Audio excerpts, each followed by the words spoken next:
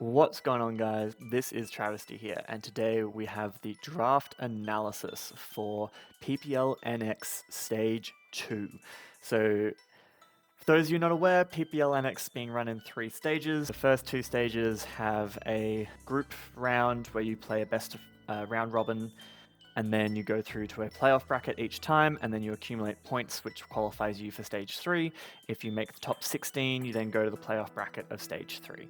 So that's our aim, is to try and make the top 16 possible. At the moment, at the end of Stage 1, after bowing out in the playoffs of Stage 1, we are 13th overall out of 48 coaches. So we're in there, but we need to keep on winning to try and maintain our spot. A lot of people caught up a lot on us during those playoff games. Also, I've moved countries. I'm back in Australia now, so different setup. I have a webcam back. I have monitors, so I can actually have calcs and my game up next to me at the same time, etc. And a headset, so slightly better audio quality. And I've dyed my hair again, so we're going with pink now. So it looks kind of red in this light, but you know, whatever. It is what it is. So we were 5th overall in the draft for our group, the Vessel group. So I did what I always do when I'm in the middle of a draft, which is just come up with the top mons I think are available, and then pick whichever one of those is left by the time it gets to me, whichever one's highest. So a few of the key threats like Iron Valiant and Dragapult went, but Gouging Fire was still there. So Gouging Fire will be Orohitoro from for this stage. That's the personification of fire and the origin of comets in Māori mythology. So Gouging Fire, you guys know what it does. It's a tank. It hits hard. It's always a setup threat. It really forces prep from the opponents. And importantly, this stage does have Terra, but only for sort of the lower tier mons, and they are priced slightly more highly because they can Terra. And I'm hoping that Gouging Fire will force lots of things to either run Terra Fairy or Terra Water, which then might open up other things that we might want to draft. Speaking of that draft, if you're going to get Gouging Fire, if you're going to get a top tier fire type, I think it's really important to get a good spinner. The best spinner available was Piroa, which is Iron Treads. So original plan wanted Terrapagos, but that was like pie in the sky kind of thinking. I never thought I was going to get Gouging and Terrap, but I was like, you know, if it's around, I'll take it. And then it disappeared and we got Treads, who I think is probably the 3rd best spinner in the format after Great Tusk and Terrapagos. Great Tusk was definitely gone round 1. So a really, really good option to support Gouging Fire. Obviously they share a ground weakness, which is not ideal, but it's a reliable spinner. It's in a good speed tier. Their speed tiers actually line up really, really well. So it works out really, really well. Also gives us rocks and another boost to energy mon. And Pioroa literally just means iron in Māori. There aren't many elephants around in New Zealand, so couldn't go with the name based off of that. Then when it came back to us in round 3, I decided to splurge a lot of my budget and get Kereru, the Tornadus Therian. So Taunty was actually one of the top 5 mons that I had listed. I think it was either top 5 or it was about like 6 or 7. It was pretty high up, and I was considering it for round 1. So when I saw that it was still around in round 3, I was like, screw it. There's no real synergy with it and everything else. I mean, it gives me a ground immunity, which is nice, but it's just a good, reliable mon. It's a fat bird. It's got Regenerator. Its speed tier sits above Iron Treads in a similar way that Gouging sits below Iron Treads, so our speed tiers are really nicely cascaded at this point. And Flying Stab is just good. It's fast. It hits hard enough. It's got good coverage. It's the kind of good utility mon that I like having on my team, where it can just hit things just hard enough and live just enough hits. So really looking forward to using it. If you don't know what a Kereru is, look them up. They're like fat green and purple pigeons, which is why Taunty is perfect for the Kereru. And you're going to get some fun facts about Kereru now because I love them. They're one of my favorite birds. They will eat berries that are fermented and get themselves drunk. So one of the leading causes of death for Kereru is that they crash into trees and windows while they're flying while drunk. So I have a Kereru keychain to remind me not to drive while drunk. It's kind of just funny. But also their wing beats are unique to each bird. So as in it's like a fingerprint or a voice box. Each individual Kereru will make a sound with its wings. They don't have a very loud call, but you can hear them flapping when they go past. And you can actually well, they can tell each other apart from that. Humans generally can't. We don't have the right bits in our ear, but I feel like if you pay close enough attention, you would be able to tell them apart from that, because they are all slightly distinct. And last fun fact about Keredu is that they weigh themselves regularly by landing on the same branches repeatedly. They found this out because they had one in captivity and they had it on an artificial perch, and it kept putting on more and more weight because the perch wasn't breaking underneath its weight, so it just kept eating more and more, going, oh, well, clearly I'm good, my perch isn't breaking. Whereas normally in the wild, they'd land on a branch, it would snap under them, and they'd go on a bit of a diet. And I think that's hilarious. So round 4, I decided to pick up a Terra Captain, and this is one I've used before, and that is Mofai the Araquanid. So I think Araquanid is super underrated in draft. The rules are it's Omni Terra as well, so I can pick whatever Terra type I want week to week, but you can only pick 2 mons to Terra each battle, if that makes sense. So you can't bring more than 2 mons that can Terra, but they can Terra into any type.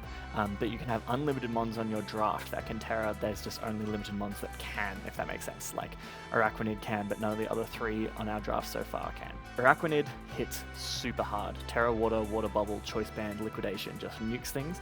But also with Omniterra, it has a lot of utility, as you can Terra into Ghost to spin block, you can Terra for coverage, also makes it really hard for people to stop you getting webs up, and that's going to be really helpful for gouging, but also potentially for treads and torn. Like, I just like having webs as an option. Mafai is the real Māori word for spiderweb, because Araquanid makes big spider webs, that's what it's here to do. Then I wanted some more special offense, so very much leaning physical at this point, and I decided to pick up Ursaluna Blood Moon, one of the best special nukes in draft format. It just clicks Blood Moon, it's got fantastic coverage, it's slow, but we can mitigate that with the webs from Araquanid, and it's got good enough HP to be usable with like an assault vest. Good defense, good bulk, so it can tank hits and then just nuke everything back. Manamataka is the Te Reo Māori name for like the lunar calendar that describes each day of the lunar cycle. So it's kind of like a equivalent of like a star chart, or like, you know, when you have waxing gibbous, waning gibbous, etc. That's Manamataka is the Te Reo Māori version of that. So next up, we originally actually drafted Annihilate as our next pick, I'm pretty sure, but I ended up swapping it out in Grace for our next one, which is Iron Hands. So I had to go Iron Hands over Annihilate because with the Annihilate there, I didn't have a good Dark Resist on my team, whereas Iron Hands does give me that knockoff switch in. I really would have appreciated the spin blocking that Annihilate provided, but in terms of the other things that it offered, Iron Hands just kind of did what I needed Annihilate to do on my team, but better. And it's going to be named Honeheke, who is a chieftain back from the colonization age who resisted the European colonizers and was one of the major figures in the signing of the Treaty of Waitangi.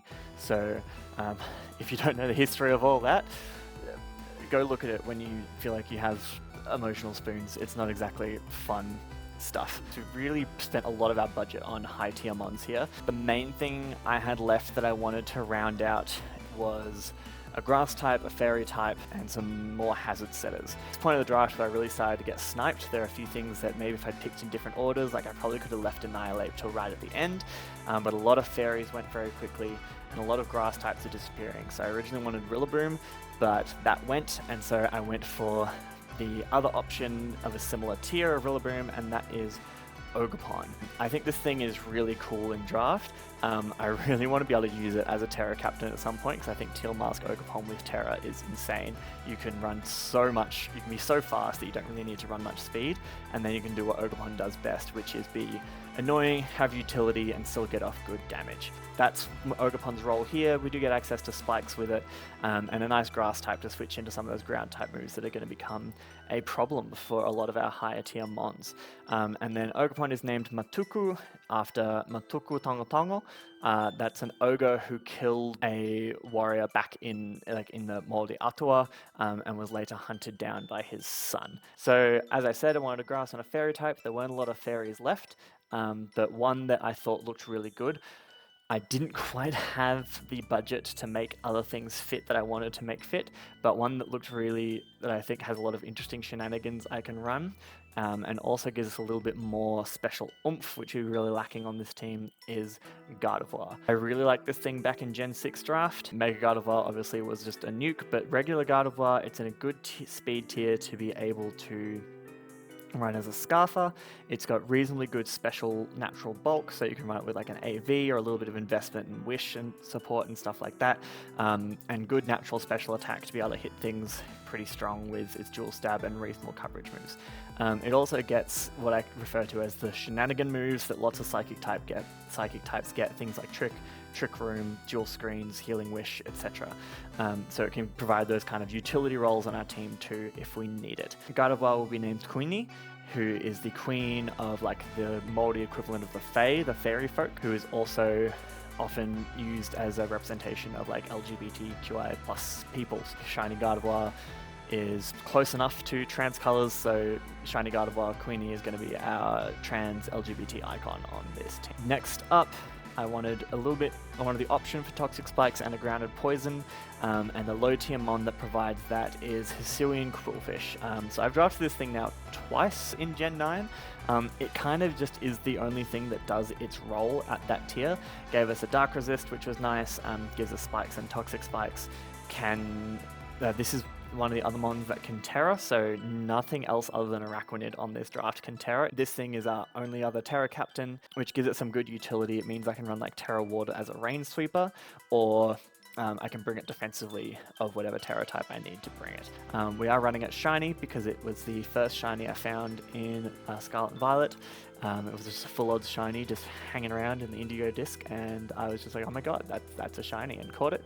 And it will be named Goputotara, which is just the name for a native pufferfish. And as per last stage, you get one mascot pick, and I have decided that my mascot pick, every draft, I have to have at least one mon that I have a plushie of between me and my girlfriend. And so this time around, the mon that I went for is Charmander, or Kawakawao.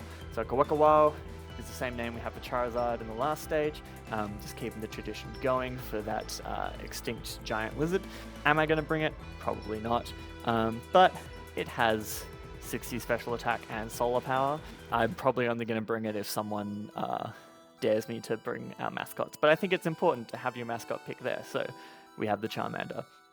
And that is going to be our team for Stage 2 of PPL NX. Battles will start being uploaded tomorrow. You'll see one battle a day during the week, and then if we do make playoffs, you will see battles for that, I think 2 weeks after. I think we're in the third upload group. So you'll see, if I make playoffs, you'll see battles for that a little bit after, but stay tuned next week to find out if we make playoffs, and hopefully we can get through to Stage 3.